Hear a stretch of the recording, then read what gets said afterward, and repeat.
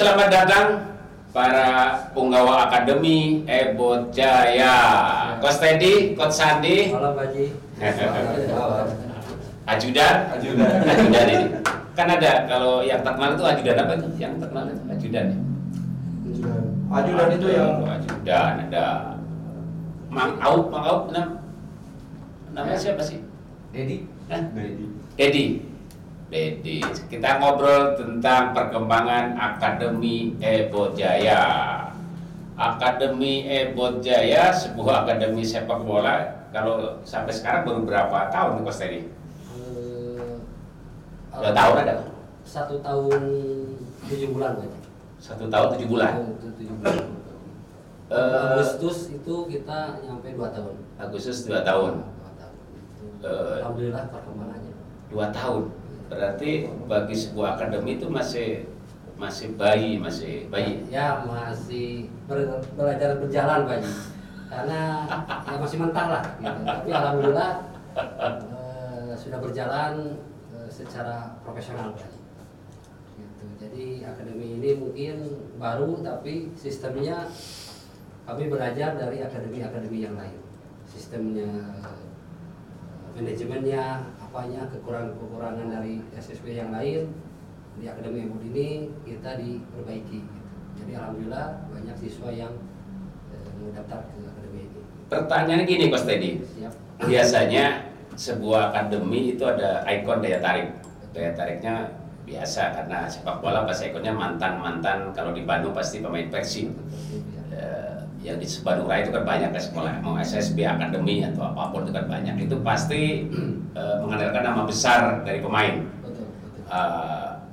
Akademi Ebot Jaya bisa banyak siswa menurut Coach Teddy itu daya tariknya apa? Kok orang tua mau menyekolahkan anaknya di Akademi Ebot Jaya menurut Coach Teddy? Dari awal sampai sekarang gimana? Kalau dari awal mungkin Akademi Ebot Jaya ini mungkin dari profesional dan kepelatihan mungkin nggak ada dari mantan pemain ya.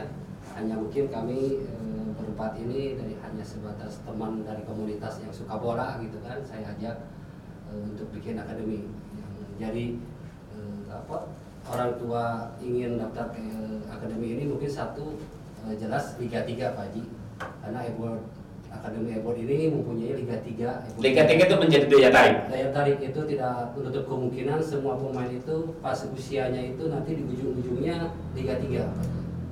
Kalau usia dini suratin. Nah, mungkin dari layaknya akademi ataupun SSB yang lain mungkin kita ambil contoh sama SSB yang lain mungkin itu sampai usia 13-14 itu baru udahan.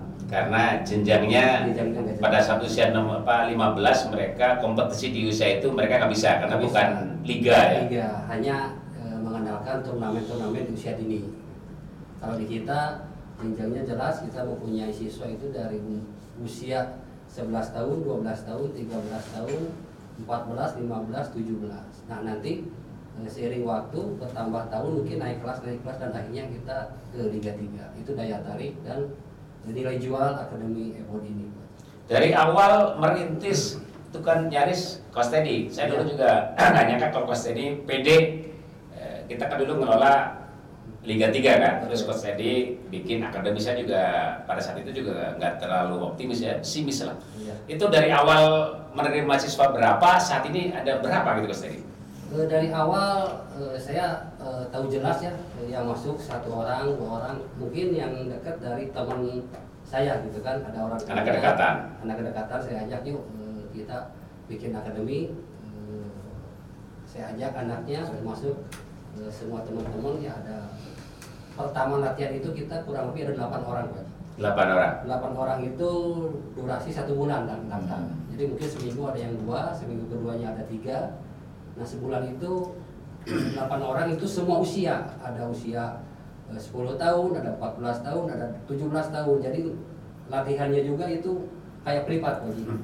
Yang 13 dipegang satu pelatih, 15 satu pelatih. Karena kan durasi latihannya beda-beda usia. Seiring waktu, alhamdulillah karena mungkin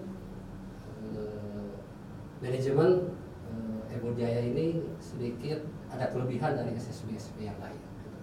Begini, biasanya tadi saya bilang Kalau SSB atau akademi pasti ikonnya mantan-mantan pemain terkenal. Betul. Ini basicnya, mohon maaf, Coach Teddy kan bukan pemain apa namanya, takap lah, anggap aja bukan pemain. Apakah saat itu tidak ada orang yang mencibir atau underestimate atau meremehkan tuh, ada nggak yang seperti itu? Banyak. Mengenai gimana? Banyak. Jadi mungkin Ngeledek lah. atau ngahina? Menyepelekan. Menyepelekan. Karena awalnya kita berdiri pertama itu Piala Suratin dulu, kebentuknya sebelum akademi kita terbentuknya Ebor Jaya dulu di usia 17. Piala Suratin ya? Piala Suratin. Tahun 2019. 2019 di situ pemain-pemain asli Cimahi diseleksi hasil turnamen dari Ascot.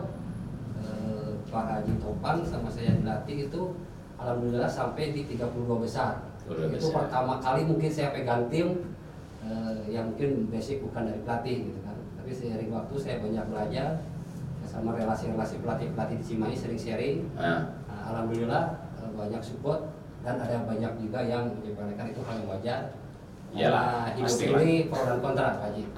Karena siapa sih Coach Teddy? Nah, itu seiring waktu banyak orang yang memandang sebelah mata. Tetapi karena saya yakin bukan karena tiga-tiganya, tetapi sistemnya Pak Haji, dari manajemen terus sistem marketnya, saya akan beda supaya jadi daya tarik semua orang tua yang ada di Cimahi. Dari berjalan waktu sekarang hampir 2 tahun ya, prestasi apa atau hasil apa yang pernah dicapai oleh Akademi Ebot Jaya Dea dari kelompok umur semuanya itu? Apa yang pernah dicapai? Biar apa, pemirsa paham gitu kan ya, sedikit nyombong. Iya. Ya mungkin kita awalnya di 6 bulan ataupun 5 bulan pertama, setiap ikut turnamen kita jadi bulan-bulan lawan lagi. Ada yang 11-0, 10-0 gitu kan. Tapi itu suatu proses. Nah, seiring waktu mungkin ada pindahan-pindahan siswa ya dari SSB yang ada di Cimahi pindah ke Ebor dengan dibekali mungkin sedikit teknik bagus, terus kami poles sama pelatih. Intinya chemistry-nya kami dapatkan dan alhamdulillah mungkin 3 bulan terakhir ini kita udah dapat beberapa piala. Apa yang menurut Coach Teddy itu membanggakan, piala apa? Yang pertama mungkin di usia 11 tahun ya Pak Haji, karena 11 tahun itu istilahnya walaupun kita dapat piala pertama di juara 3 bersama ya, antara 3 pertama itu yang resmi itu gelaran Bandung Soccer Championship. Ya, di situ kita mengalahkan tim-tim dari luar gitu kan. Itu pesertanya banyak, ada dari Depok, ada di luar Bandung lah gitu. Bisa 3 bersama, Nah, 3 besar lah. 3 besar lah itu, karena kan memang kalau usia dini ini 3-4 itu nggak dipertandingkan, jadi di 3 besar. Lanjut mungkin di usia 13-nya Coach Ferdi sama spesial yang lain di gelaran Ascot, alhamdulillah itu kita juga mendapatkan juara 3 bersama. 3 bersama. Itu turnamen Ascot Cimahi. Ya mungkin ya se-Cimahi lah kita ketiga gitu, walaupun baru berapa bulan itu menjadi. Lanjut ke 2010 itu yang mungkin agak sedikit banyak piala sekarang.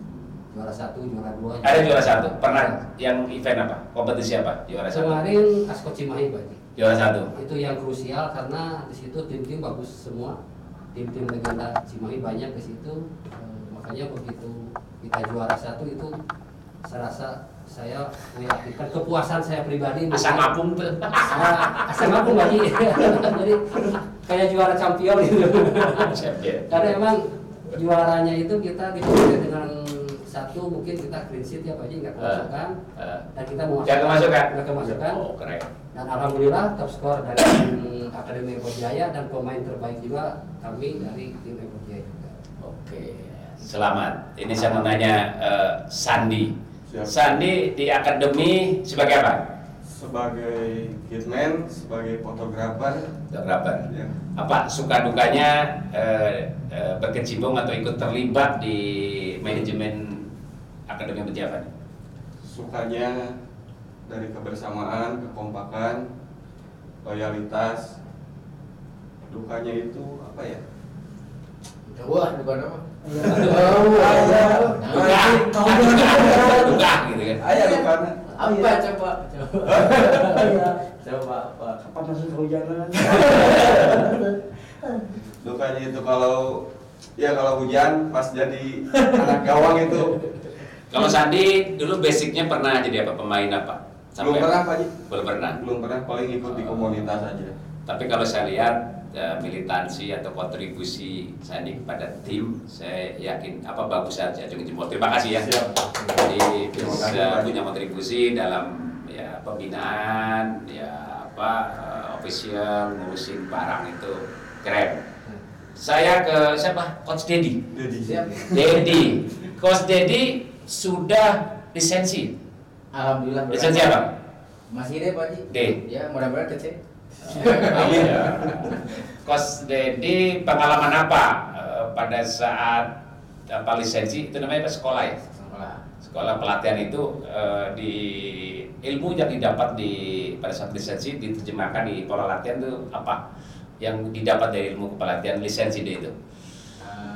Banyak hal sebenarnya Pak Ji ya. Cuman mungkin kalau dijabarkan secara langsung mungkin anak-anak juga kurang paham juga Pak. Ya. Jadi saya pelan-pelan aja mengimplementasikannya. Terus kan saya belum megang tim secara penuh. Saya masih asisten Pak Ji. Gitu. Tapi kan udah lisensi. Iya, cuman masih ada yang di atas saya, beliau. Kan sekali waktu kan dikasih tanggung jawab kan ada aja kan. Betul. Karena Coach Dedi tidak selalu standby ada di tempat. Betul Pak Ji, betul sekali. Kan gini, dari basicnya kan dari negeri antah berantah di dunia persepak bolaan kan. Betul. Kalau orang lain lisensi itu basicnya pemain minimal mungkin Bala Suratin, ini belum pernah. Ada nggak orang tua siswa yang menyepelekan keberadaan Saya. Om Dedi? Ada nggak? Banyak Pak Ji. Oh banyak. Ya. Apa katanya? Apa aja banyak. Banyak Pak Ji. Saya bukan mantan pemain Pak Ji. Bukan mantan pemain. Mantan cover boy ya? Mantan cover boy. Pertama kan saya bukan mantan Pak Ji. Jelas-jelas kan. Ya. Cuman apalah saya gitu kan. Cuman kita kan pede aja Pak Ji. Pede aja kita, terus kita latih anak-anak yang menurut saya itu baik buat mereka kan. Ya. Nah, terus sambil diarahkan sama coach kepala, tapi alhamdulillah ada hasilnya juga. Seperti kemarin waktu dan Pusing Karpet Pak Ji, Ya. itu mungkin Jadi pelatih kepala ya misalnya? Nanti kepala Pas Tanjung ya? ya Iya. itu. Jadi itu mungkin sebuah prestasi juga buat saya Pak Ji. Saya suka itu pada saat Bapak ikut dan Pusdikjas yang tim Nanjing 105 itu mainnya keren gitu. Kok anak-anak itu walaupun usia 16 tahun tapi semangatnya dan bisa mengalahkan malah ya. Yang seniornya draw dia bisa mengalahkan, itu rahasianya apa? Bisa anak-anak bisa tampil seperti itu. Mungkin gini Pak Ji, kalau istilah kata tapi punten ya ini Oh dia punten. bahasa agak kasar gitu. Saya suntik anjing Pak Ji. Motivasinya seperti itu. Oh, Ya, motivasi. Bagus Iya. kan untuk memotivasi kan. Iya, jadi saya kasih arahan-arahan yang agak keras, oke, tapi membuat zaman mereka juga gitu. Jadi supaya mereka timbul semangat. Kan pada saat awal orang-orang tua itu kan menyepelekan, tapi dijawab dengan ya katakanlah prestasi lah bagi tim baru tampil seperti itu prestasi. Ada nggak orang tua yang ya akhirnya jadi salut atau sedikit mengapresiasi, ada nggak? Ada. Karena masalah tampilan itu kan gak terlalu penting, yang penting kan hasilnya sebenarnya kan. Iya Pak. Oke, tepuk tangan Coach Teddy. Keren lah, videonya bagus. Saya ke Coach Teddy sekarang. Coach Teddy, Siap. kan gini, sepak bola sebenarnya sama saja ya, cara bermain. Terus kelebihan dari sistem kepelatihan di Akademi Ebot Jaya menurut Coach Teddy apa? Ya mungkin bagi saya sendiri ya pribadi, karena kan semua pelatih beda-beda cara menangani tim ya. Ya. Karena saya lebih mengarahkan kepada pemain Pak Haji. Karena yang saya lihat Apa yang beda gitu? Yang bedanya mungkin kalau dari tim-tim lain ataupun SSB kita dari Liga 3 Merokok boleh? sama 17 saja lah. Yang kompetisinya mungkin agak sedikit bergengsi. Saya lebih cenderung pertama mungkin ke analisa pertandingan dulu Pak Haji, lihat dulu kekurangannya seperti apa. Nah di situ baru dibikin latihannya. Contohnya mengarahkan pemain. Jadi kalau saya pribadi mungkin beda sama yang lain itu, pemain itu kayak robot sama saya diarahkan harus seperti ini, seperti ini, seperti ini. Ya mungkin awalnya si pemain itu kaku ya Pak Haji, karena mungkin dulunya sebelum masuk di Akademi Ebon itu mereka udah dipegang sama pelatih beberapa lah. Udah punya karakter masing-masing. Cuman dengan masuknya akademi ini kan saya punya selera, saya punya rasa, saya ingin akademi ataupun tim Ebon Jaya ini main seperti ini. Gitu. Jadi menurut Coach tadi apa yang di tim lain seperti apa terus diubah menjadi seperti apa? Contoh kecil mungkin dari segi permainan, biasanya pelatih yang lain, bukan menyepelekan pelatih yang lain, itu kalau di pertandingan hanya melihat hasilnya aja antara menang kalah, terus menginstruksikan transisi kayak bertahan ataupun menyerang. Tapi kalau saya sendiri itu dari latihan cenderung lebih cerewet, lebih teriak-teriak itu di latihan. Contoh kecil mungkin kayak build up dari back itu saya wajibkan itu pemain harus misalkan ke sayap ataupun ke sayap kiri, sayap kanan, karena di situ terjadi perebutan antara menguntungkan ataupun merugikan. Maksudnya merugikan itu juga tidak merasa kita kerepotan. Beda kalau yang saya lihat itu tim-tim yang lain bukannya ASSB tapi tim-tim liga juga rata-rata dari kiper itu rata-rata ke tengah. Tengah. Nah, kalau bola ke tengah itu kan yang saya lihat itu pasti kena back. Jadi gampang diantisipasi lah. Gampang diantisipasi lawan. Terus mindset seperti itu saya arahkan semua kepada pemain, dan bukan itu aja, kayak banyak orang sekarang itu kalau mau umpan bola ke orangnya gitu kan. Bukan berarti nggak boleh ke orang, tetapi lebih baik ke arah lari gitu. Itu lebih efektif dibanding kita umpan, dipegang bola terus umpan lagi balik lagi, itu cenderung monoton gitu. Sedangkan kan filosofi sepak bola itu kita kan menyerang dan memasukkan gawang ke gawang. Semakin banyak bikin peluang lah. Nah, semakin banyak bikin peluang, semakin banyak kita bikin tekanan, itu akan menciptakan sebuah peluang yang semakin banyak peluang, logikanya semakin banyak gol kan. Gini, dengan hampir 2 tahun mengelola tim dari anak-anak dari segala usia, menurut Coach Teddy apa sih kelemahan atau kelebihan dari pemain-pemain Indonesia yang posturnya kecil? Ya rata-rata kan postur pendek lah, di bawah rata-rata main Eropa gitu kan. Apa yang bisa digali dari pemain yang mungkin dari sisi postur kurang biar mereka bisa tampil optimal menurut Coach Teddy apa? Kalau menurut saya itu dari segi postur, awalnya sih saya pribadi itu senang yang tinggi ya Pak Haji ya. Karena kan melihat pemain tinggi ini kadang-kadang jadi sebar lawan juga, pemainnya tinggi-tinggi gitu kan. Tapi seiring waktu itu pernah saya coba, hasilnya juga kadang-kadang yang tinggi juga speednya kurang gitu. Langkah lah gitu larinya, beda kayak yang kecil.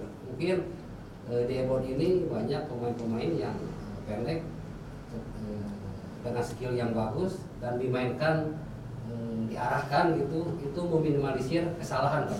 Jadi kan kalau pemain kecil itu kalau individu kebanyakan itu apalagi baiknya tinggi itu sayang lah gitu, satu bisa cedera kena benturan gitu kan. Mungkin itu Pak. Jadi kita lebih mengoptimalkan kearahan pemain. Main bola itu kan harus ada punya skill atau senjata. Betul. Itu wajib karena syarat mutlak sepak bola kan pertama harus skillnya ada, ya, ngocek, nendang apa gitu kan. Kedua fisik harus prima, sebagus apapun skill kalau fisiknya nggak mumpuni juga nggak bisa kan. Terus strategi, cara main, dan yang tepat mungkin mental ya. Kalau mental tadi bagus, Coach tadi kan disuntik anjing gitu kan. Bagus gitu kan. Lalu strategi kan kita yang mengarahkan gitu kan. Selama ini senjata, jadi skill apa yang diasah yang beda dari akademi lain dibandingkan dengan akademi Ebon yang dikasih senjata, skillnya apa yang diasah saat ini? Mungkin yang logis ya, cara nendang Pak Haji. Karena bola itu kan nendang. Jadi yang dilihat kan power nendang, akurasi. Mungkin kebanyakan ya itulah selera pelatih, mungkin kebanyakan sering senang pemain itu passing 1-2 antara kaki gitu kan. Kalau saya ini cenderung dilihat power nendang, karena kalau tendangan bagus itu prinsip bermain ataupun skema bermain yang saya inginkan itu bisa maksimal kalau si pemain itu punya tendangan, punya skill. itu yang beda dari akademi yang lain mungkin latihan nendang Pak Haji. Berarti intinya syarat biar strategi pelatih itu jalan berarti pemain harus punya skill kan? Skill. Ada beberapa skill yang dilatih saat ini di Akademi Berjaya. Banyak Pak Haji, dari skill mungkin nendang, yang baru-baru ini chip ball ya. Terus ada segi kayak apa namanya itu, kayak di YouTube lah Pak Haji, walaupun itu nggak ada di lisensi sekolah. Dribbling atau apa? Dribbling untuk melewati lawan, man to man dulu saya arahkan kepada pemain, belajar dulu, lihat dulu. Karena ilmu itu banyak sebenarnya, mau di Google, mau di YouTube gitu, walaupun saya setelah dicek itu nggak cukup untuk berlatih di sebuah akademi, karena kalau latihan saya lihat SSB yang lain pelatih-pelatih sama aja, latihan passing, latihan nendang, latihan seperti cuman kalau diarahkan saya rasa belum saya lihat gitu. Pemain harus kamu main seperti ini, itu yang mungkin saya belum lihat gitu. Kan di Akademi Berjaya itu kan ada yang usia 15, 16, 17. Berarti dasar SSB-nya kan tidak di Berjaya karena kita baru 2 tahun. Ya. Pertama, kedua orang tua siswa itu juga mereka juga punya pemahaman tentang sepak bola atau orang tuanya juga pelatih atau paham tentang sepak bola.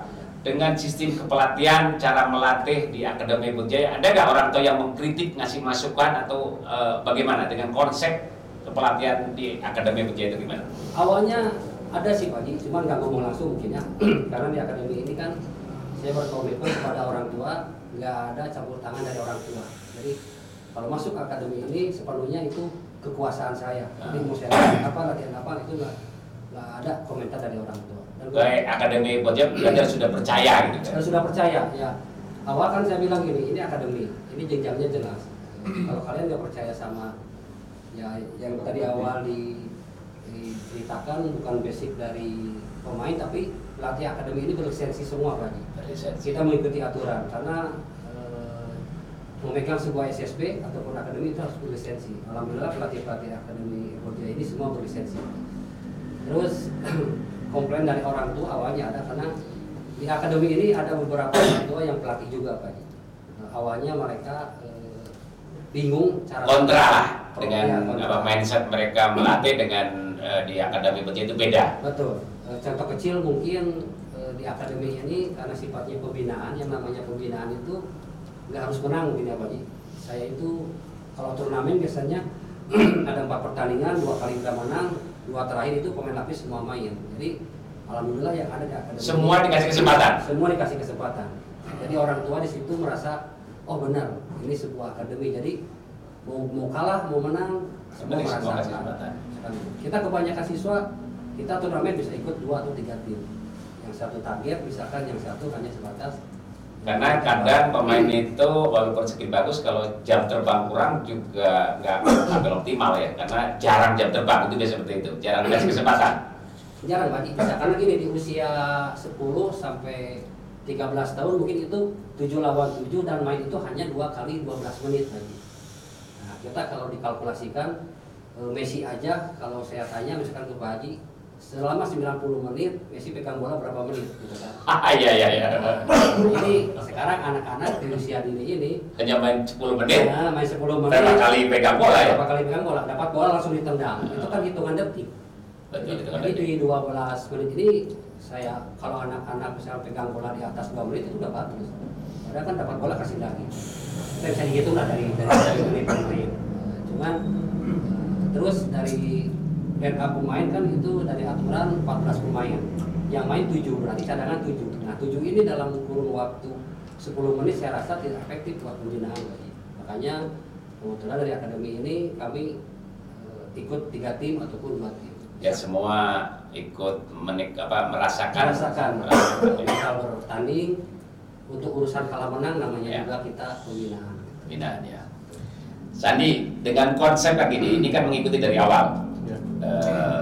Juga melihat cara-cara kepelatihan di SSB atau akademi lain. Dengan konsep seperti ini, menurut Sandi, anak-anak hasil didikan Akademi Berjaya ke depan ya 2-3 tahun lagi akan melahirkan pemain yang bagus ya. Menurut Sandi gimana? Pasti Pak Haji. mudah-mudahan ada yang masuk timnas juga. Apa? Amin. Indikasinya apa? Kok bisa bicara seperti itu? Dari cara melatihnya pada coach itu bagus Pak Haji.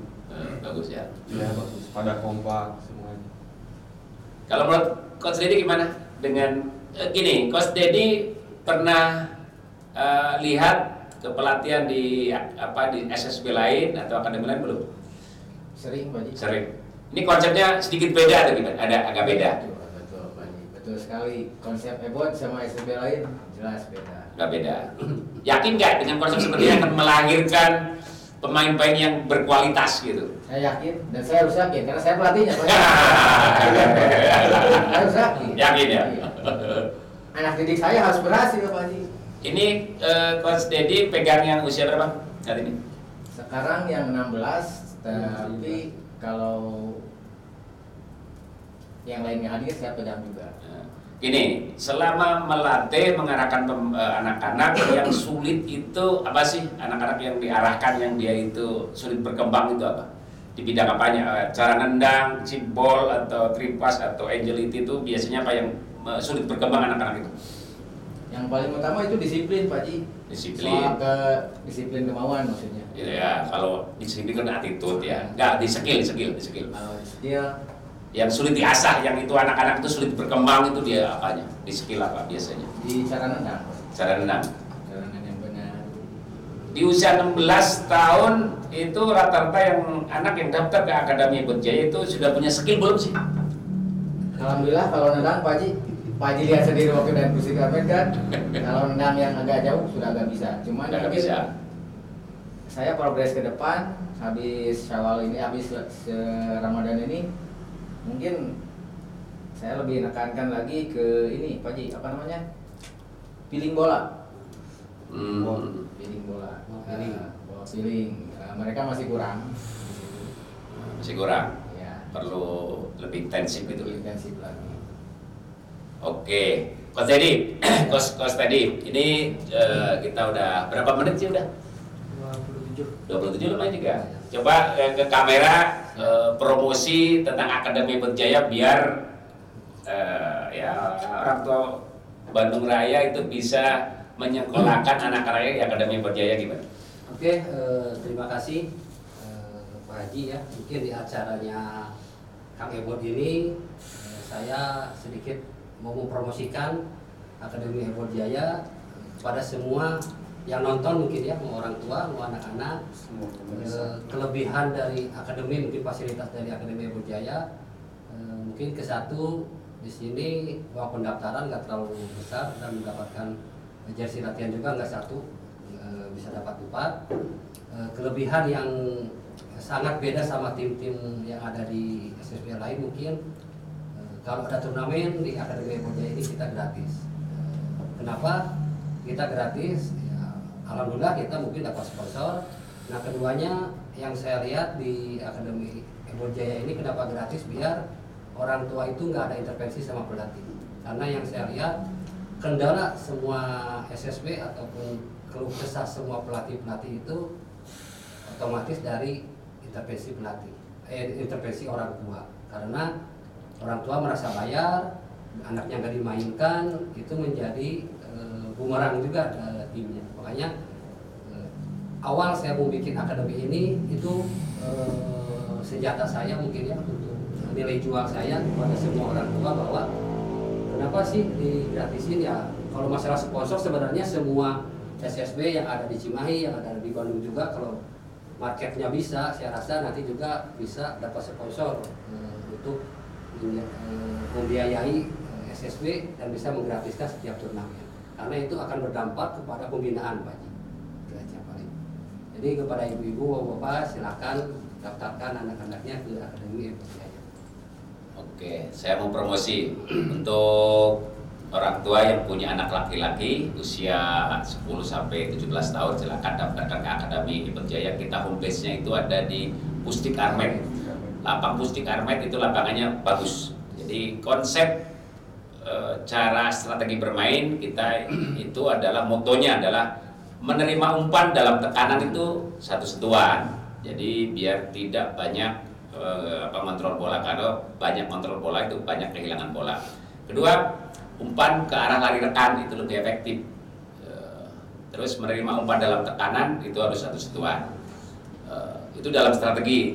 Terus dalam pelatihan kita menekankan skill, karena sebagus apapun strategi kalau skill pemain itu tidak ada, jadi sulit pelatih dalam menerapkan strategi. Jadi skill yang kita diasah adalah pemain harus bisa tendang dulu, long pass itu wajib bisa, long pass. Alhamdulillah di usia pada saat awal kita setahun pertama itu masih jelek long passnya, saat ini walaupun anaknya kecil-kecil tapi long passnya udah bagus-bagus. Itu pertama. Kedua, saat ini kita menerapkan latihan cibol, karena kalau dari tengah lapangan itu nggak mungkin long pass, jadi harus bisa cibol. Terbukti beberapa kali pada saat kita diasah anak-anak itu dilatih cibol, baru 3 bulan saja sudah merepotkan. Kalau kombinasi antara long pass, cibol, through pass itu pasti akan menjadikan sebuah permainan yang cantik. Selanjutnya saya ingin itu permain yang cerdas. Pemain cerdas itu yang berani mengambil keputusan, dia passingnya berani long pass, berani cibol, berani through pass. Kalau pemain yang umpan passingnya hanya ke arah teman itu pasti akan monoton. Jadi pemain-pemain di Akademi Ebot Jaya itu ditekankan harus umpannya, passingnya itu yang merepotkan, itu long pass, cibol atau through pass. Kalau pemain bisa menerapkan itu ditunjang oleh skill yang bagus, saya yakin nanti anak-anak dari Akademi Ebot Jaya 2-3 tahun lagi saya yakin ada yang memakai kostum timnas. Itulah kebanggaan saya kalau seandainya 3 tahun ke depan anak-anak jebolan Akademi Ebot Jaya ada yang memakai seragam timnas. Yakin bisa ya? Mungkin demikian. Terima kasih Coach Dedi, Sandi, Ajudan, Coach Dedi ya. Salam olahraga.